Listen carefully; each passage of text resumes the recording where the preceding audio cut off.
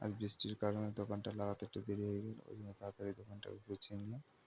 তারপরে দাদু আর দাদারা এসেছিল মুড়ি খাওয়ার জন্য, দাদু আর দাদাকে মুড়ি দিয়ে দিলাম।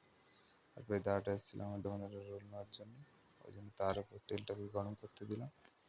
দোকানে টাকা খুচরো ছিল না বলে ভাই যাচ্ছিল অন্য দোকান থেকে টাকা খুচরো করতে। তারপর তেলের উপর রুটিটাকে দিয়ে গোল গোল ঘোরাচ্ছিলাম যেন পৃথিবীটাই ঘুরে যাবে।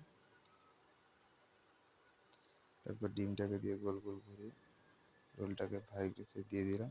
ভাই রোলটাও দিচ্ছিল মুড়ে। তারপর ভাই রোলটাকে দাদাকে দিয়ে দিলাম। দাদা রোলটাকে এনজয় করছিল। এদিকে একটা দাদা এসে গেছিল, বলছিল যে 3টে চপ দিয়ে দাও, ওই জন্য চপ 3টে দাদাকে প্যাক করে দিলাম। তারপরে দাদাটা এসেছিল, বলছিল যে 2টো রোল প্যাক করে রাখ, ওই জন্য দেরি না করে রোলগুলো ভাজতে শুরু করে দিলাম। তারপর আমার এই দোকানে আমার ভাইটা এসেছিল, বলছিল চাউমিন দাও, আমি দেরি করে রোলটা ভেজে দিয়ে দিচ্ছি। আবার রোলটাকে ভেজে ভাইকে দিয়ে দিলাম। ভাই রোলটা দিচ্ছিল মুড়ে প্যাক করে। তারপরে এই দোকানে কাকাটা এসেছিল, কি নেবে ভুলে গেছিল, মাথা চুলকে চুলকে মনে করছিল, বললো যে 10 টাকার চানা দিয়ে দাও, ওই জন্য দেরি না করে কাকাকে চানা দিয়ে দিলাম 10 টাকা। তারপর আমার বন্ধুটা এসেছিল। তারপর দোকানে আজকে এসেছিল আমার মাসি, বলছে ফ্রিতে চপ না খাওয়ালে আমি যাবো গোয়া কাশি। তারপর আমার দোকানে গ্যাস শেষ হয়ে গেছিলো, ওই জন্য গ্যাস কাকু এসেছিল।